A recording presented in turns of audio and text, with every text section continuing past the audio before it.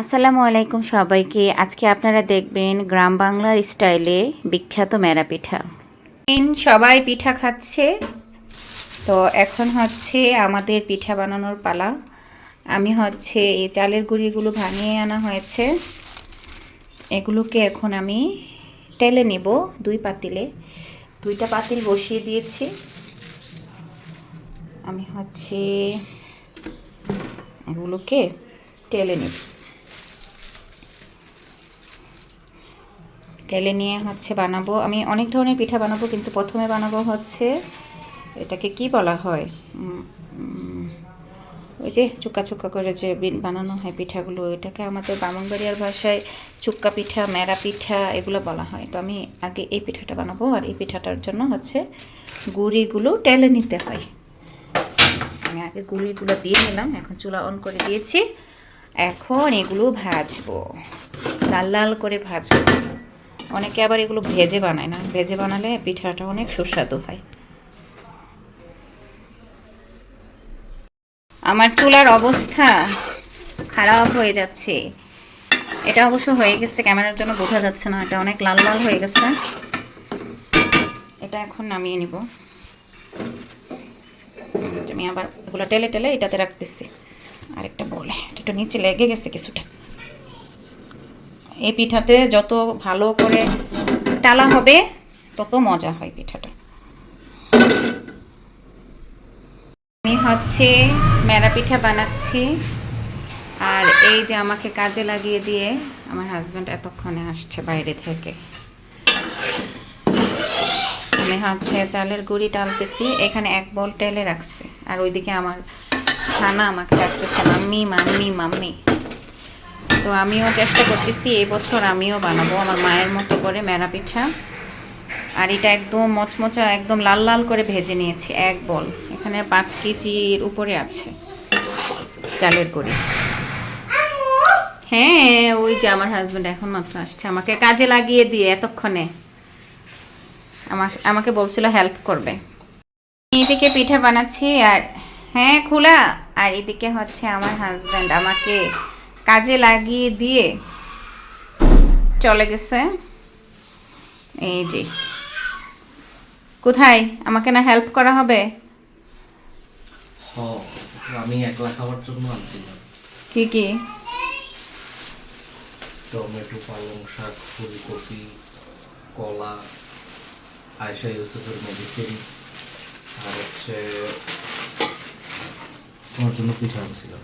কি পিঠা? পিঠার জন্য তো প্রস্তুতি নিচ্ছি। এটা ও আচ্ছা, মানে বানাইতে বানাইতে খাও। ও আচ্ছা, আমি পিঠা বানাতে বানাতে হচ্ছে আবার আমার জন্য আবার আইটেম আনা হয়েছে। ওকে, ঠিক আছে, থ্যাংক ইউ। পিঠা বানানোর কাজ হচ্ছে এই যে মাখামাখি চলছে। হ্যাঁ, নানাকে ডাকছে আমার ছেলে এইদিকে। অনেক গরম না? এটাতে নিয়ে নেন। এটা কতক্ষণে নিবা তুমি? এই পিঠা বানাতে বানাতে আমাদের রাত কয়টা বাজবে? এখন বাজে রাত 9টা। এভাবে না, ওইভাবে ঢালতে হবে। কি বুদ্ধি রে বাবা।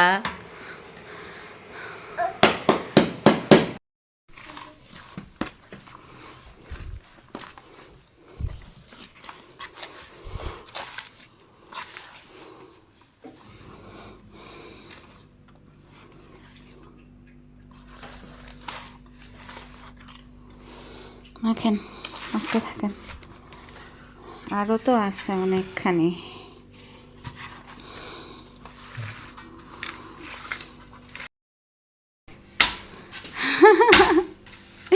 কি হয়েছে এটা এখন?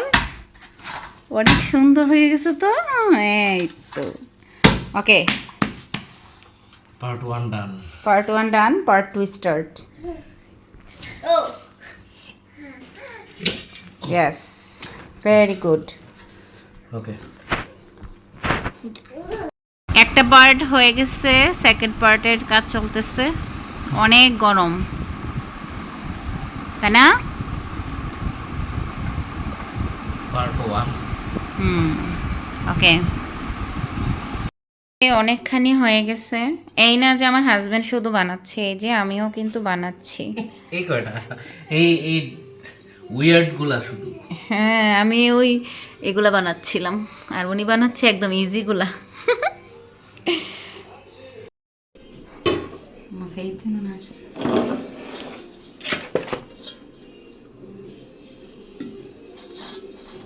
এই যে পিঠা দেওয়া হচ্ছে হাঁড়িতে। এই জায়গাটা দেখান কি করছি, এই জায়গাটা যেন ভাবটা না বের হয়। হ্যাঁ হয়েছে, উপরের দিকে না। এটাতে 5 কেজি চালের গুড়ের মানে পিঠা নিবে।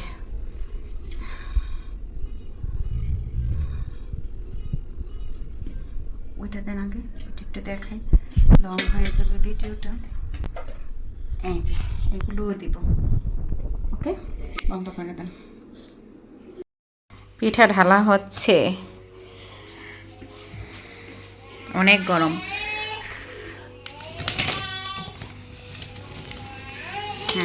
এটাতে বেশি না। হ্যাঁ,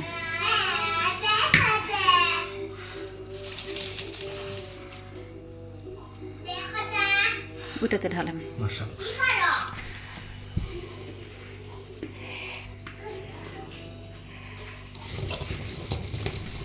হয়েছে, ঢালেন।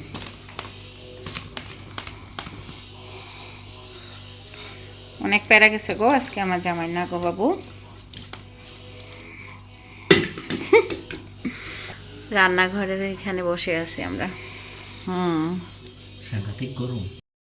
এই যে শেষ হয়ে গেল আমাদের পিঠার কার্যক্রম, একদম ধোঁয়া উঠতেছে পিঠা দিয়ে।